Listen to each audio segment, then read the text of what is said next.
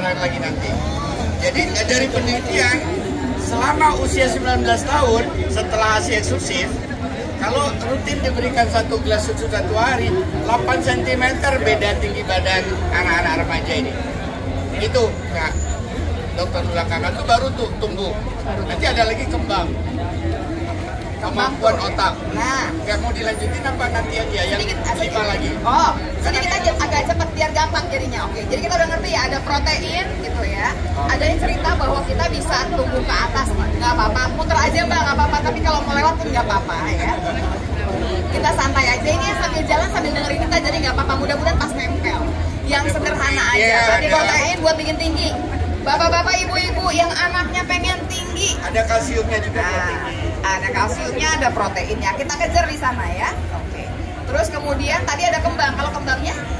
Ternyata suatu namanya eksekutif kognitif, ya, kemampuan untuk mengerjakan pekerjaan-pekerjaan yang sulit oleh otak si anak itu lebih cepat dilakukan kalau anak tiap hari minum susu dibanding tidak minum susu.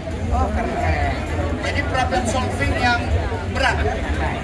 Saya ambil segitu dulu. Nah, saya mau ke Bapak yang nggak minum susu. Sekarang Bapak di pertanian, Pak, yang menguasai lagi, Pak. Nah, jangan sampai ada lagi, maksudnya anak-anak Indonesia yang susah ketemu susu. Gimana Pak sekarang usahanya? Justru saya mau berbagi pengalaman, Dok. Silakan. Saya ini generasi yang tidak minum susu, sehingga tinggi badan saya 160 cm saja. Saya lebih pendek kayaknya sih, karena saya generasi yang tidak minum susu. Oleh karena itu, maka minum 2 kali seminggu. Coba kalau ketemu yang tiap hari. Anak saya. Pasti kan optimal. Karena saya punya pengalaman tidak terpapar susu dari kecil pada saat tumbuh kembang, sehingga sebegini pendeknya, untung jadi dirjen. Masih ada untungnya karena akan nikah. Berarti tumbuhnya memang nggak kekejar, tapi kembangnya tetap oke. Anak saya biasakan minum susu sampai setelah lepas ASI sampai dengan hari ini. Dan tingginya anak kelas 2 SMP sudah 181 cm. Keren! Jadi ini membuktikan bahwa memang manfaat minum susu. Punya anak Korea berarti? Ya, betul. Agak mirip-mirip Korea juga sih, belajarnya. Jadi itu membuktikan bahwa minum susu untuk menunjang pertumbuhan anak-anak kita. Oleh karena itu maka di Hari Susu Nusantara ini kita menganjurkan pada semuanya, terutama anak-anak, bahkan lansia tentunya ya Dok ya, untuk minum susu tadi. Iya, jangan osteoporosis, jangan salah. Susu itu kan bukan cuma buat tumbuh kembang saja, gitu, masih bisa dikejar yang lain. Intinya sekarang jangan keulang bahwa nggak bisa ketemu susu waktu masa kecil gitu ya Pak ya. Sehingga Kementerian Pertanian saya ini memiliki program meningkatkan populasi sapi perah kita. Baik yang ada saat ini kita dorong produksinya dengan inseminasi buatan, perbaikan genetik, dan yang penting lagi kita sedang menambah susu sapi perah kita dari luar. Tentu sapi produk susunya karena kita masih impor, kita juga mendatangkan sapi perahnya. Nah, targetnya 5 tahun ke depan adalah 1 juta ekor. Untuk keperluan percepatan produksi susu segar nasional kita. Bu Widi, koordinator bidang pangan. Nah, yang mengkoordinasikan semua. Masalahnya di mana? Terus akan dirapikan secara apa, Bu? Silakan, Bu. Ya, jelas ya. Jadi karena ini khusus untuk susu aja dulu. Jadi karena sebenarnya sekarang dari produktivitas kurang, ya masih kurang dengan kebutuhan, ya kan. Sedangkan kita menggalakkan untuk kecukupan dari gizinya. Nah, kemudian tadi kan Pak Prof bilang ini dari gizi, kemudian protein ada dan lainnya. Makanya tadi mengucapkan yang diusulkan dari Kementan mana 5 tahun kebijakan 2029 ya menambah untuk sapi perah yang 1 juta. Ini juga kemarin menjadi satu perhatian di mana di tahun ini pun juga ada tambahan 200 ya, jadi ada 200 untuk sapi. Nah ini juga menjadi perhatian karena selain dari yang sudah ada yang diproduk dari dalam negeri tapi yang memang baru 20% loh harus genjot nih. Betul. Nah ini yang kita galakan untuk cukup. Sedangkan kita masih harus memenuhi makan bergizi gratis, pencegahan stunting. Nah ini benar-benar harus bisa masuk. Ini masuk ke semua tempat nih sebetulnya ya. Dan kalau tidak salah nih kayaknya saya ke Prof lagi. Bapak Ibu kan mengandung kalsium susu itu. Dan kalsiumnya susu itu adalah kalsium yang paling mudah diserap oleh tubuh, gitu kan. Dibandingkan kalau ditanya, wah ada kalsium lain gak banyak, di ikan juga banyak kalsium.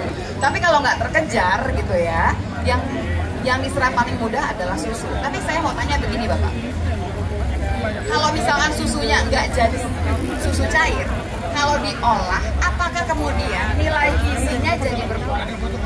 Jadi bubuk dicairkan. Bukan, maksudnya susu cair kita buat jadi kue, jadi es krim gitu. Ya tetap ada, kecuali dengan pemanasan tinggi beberapa vitamin. Kalau mineral, kalsium, zinc, magnesium sih tetap. Jadi mineral tetap, protein juga tetap. Ya hanya seringkali yang ditambahkan ke kue sedikit, nggak memadai gitu ya. Padahal satu gelas itu kan 30-40 gram bubuk. Apakah dalam kita makan 2-3 kue bisa mencapai sebanyak itu? Iya. Itu inisiat tambahan sih boleh. Tapi utamanya ya sebaiknya memang setengah gelas. Ini pertanyaan jebakan supaya semua tahu. Maksudnya gini, jangan cuma dikasih kue yang mengandung susu. Kuenya berapa banyak susunya gitu ya. Jadi Dia makan kuenya sekilo sehari kan Kalau jadi es krim- gendut nanti. kalau es krim masih lumayan kali ya Pak. Dan hati-hati yang kita bicarakan susu bukan gula, ya kan? Nanti kita kejebak susunya cuma sedikit, ternyata yang masuk banyakan gula. Nah kalau kedepannya lagi Pak, jadi kedepannya lagi nih masyarakat Indonesia ini akan mendapatkan susu yang lebih mudah, gitu ya.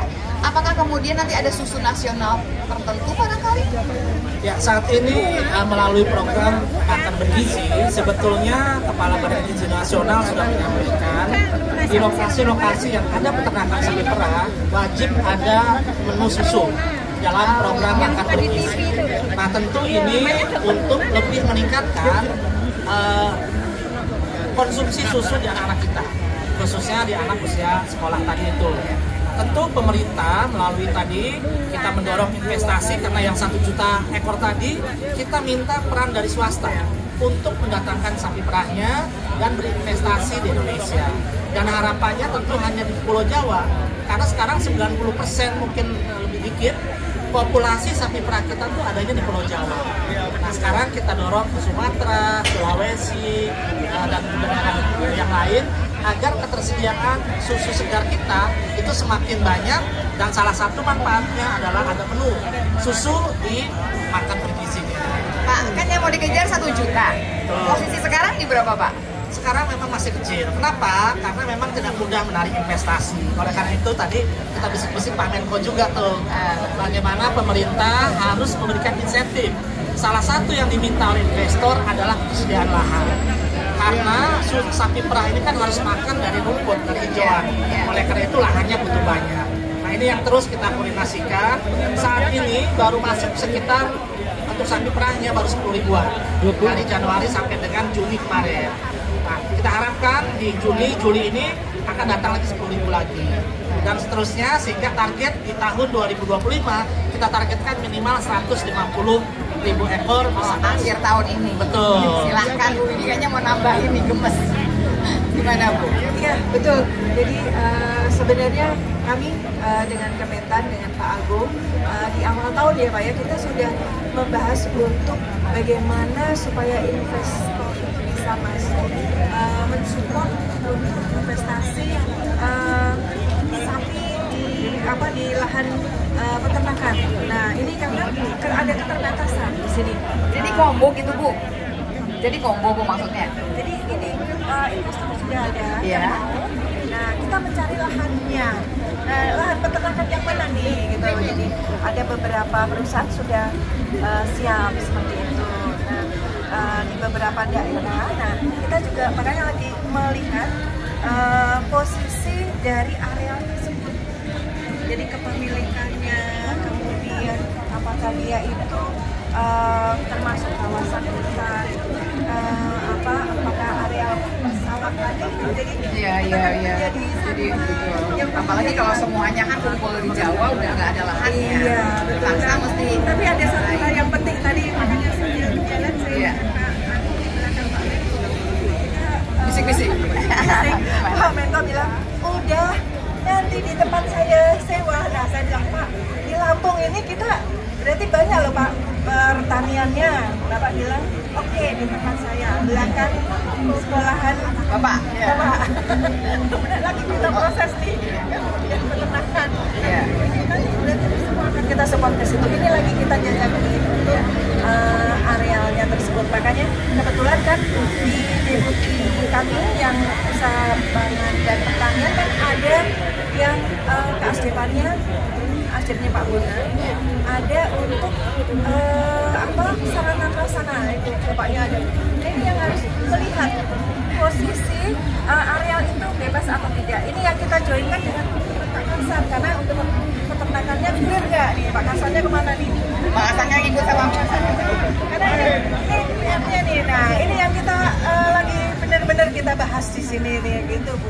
Jadi Baik. ini PR yang Berarti kalau kita nanti memperingati lagi ini tahun depan Hari Susu Harus Nusantara. sudah Kita udah bicara nggak cuma 10.000, udah ratus ribu dong, betul ya? Supaya 2029 sudah 1 juta sudah hadir. Ya, di samping dari penambahan, tentu sapi perah kita dalam negeri itu ada sekitar 540.000 ekor saja Ya. baru. Nah, ini kita dorong dengan inseminasi buatan untuk percepatan kebuntingannya, termasuk perbaikan genetiknya juga. Namanya kebuntingan ya. Kita kan hewan, bukannya hamil, ngomongnya bunting Bu. Kita pakai inseminasi buatan. Inseminasi ya? Iya. Jadi bayi tabung, tapi sapi ya. Pak Prof, saya mau nanya lagi dong Prof. Jadi Prof sebetulnya yang bikin Indonesia itu nggak minum susu karena memang bukan kebiasaan, karena memang tidak tersedia, atau memang katanya banyak yang nggak kuat susu, yang mana? Pakai mikrofonnya. Ada 3 faktor lah menurut saya ya, tapi tadi 2 sudah. Jadi satu lagi ya soal daya beli ya. Jadi memang tadi ketersediaan masih terbatas, artinya kita kan masih impor. Karena itu ada upaya meningkatkan produksi.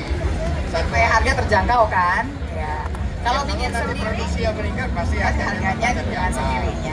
Kita pegangin Pak Agung harga nggak boleh jangan tinggi-tinggi dong. Soal kebiasaan ya, yang sebenarnya itu bisa dirubah, diawali dengan perubahan pengetahuan, perbaikan pengetahuan dan sikap ya. Ini salah satunya Dokter Lula upayakan sekarang. Tapi harusnya di media sosial harus digencarkan lagi. Saya siap bantu.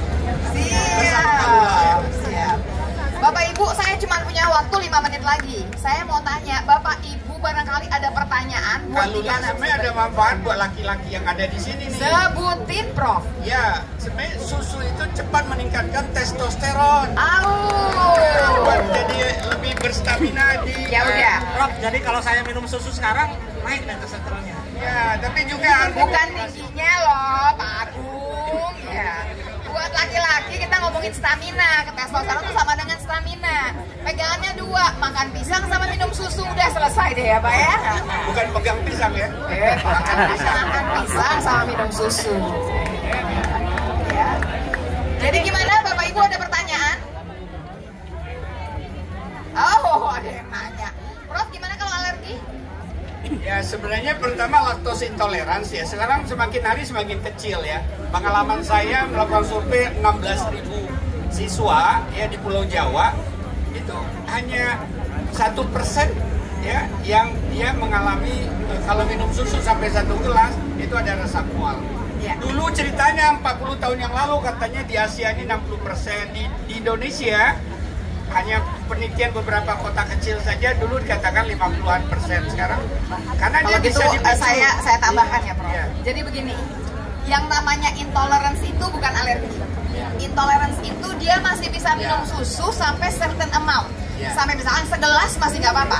Tapi kalau dia ngambil 3 gelas baru dia diare. Alerginya belum dijawab tadi. Ya, jadi dia bukan alergi ya, bukan alergi loh, dia intolerance. Tapi kalau ditanya lebih jauh lagi, sekarang susunya juga banyak yang dipisahkan laktosnya nih Prof, betul nggak Prof? Ya, ini dok, sekarang saat ini ada sapi-sapi kita yang sapi A2. Sapi A2 itu dia protein yang dalam susunya itu tidak memicu lactose intolerance. Kita punya peternakan salah satunya boleh saya sebut ya, Boleh, yang boleh. di Garut Veteraples itu semua sapinya A2. Bagus dong. Nah, itu yang tidak budidayanya. menimbulkan lactose intolerance. Bahkan saya minum susu segarnya tanpa pasteurisasi, itu rasanya enak banget dan tidak. Tapi di mana-mana kalau nggak nyampe ke kita itu kan kita nggak berasa ya. Genetiknya ada. Tapi Pak, kalau cuma diceritain nggak seru Pak. Lain kali diajak kita Pak nyobain. Boleh kita ya. kesana. Ada gimana tuh, ada khusus sapi A2 yang punya kekasannya. Oh, jadi nggak masalah.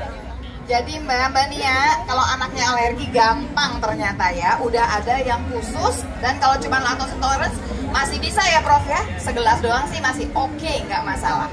Siap. Baik, ada pertanyaan lain? Mau kita ambil? Ya, silahkan Bu, apa Bu pertanyaannya Bu? Selamat pagi, terima kasih atas waktunya. Kenapa kita semua itu harus minum susu? Karena minum susu itu penting, tolong menjelaskan.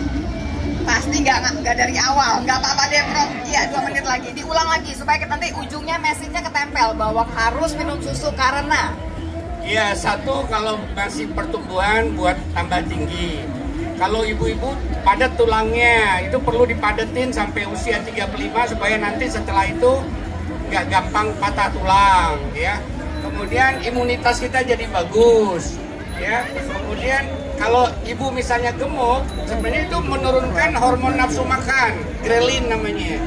Hormon anti nafsu makan, leptin kita meningkat. Jadi kita nggak sebentar-sebentar makan, sedikit-sedikit makan, tambah gendut nanti, ya.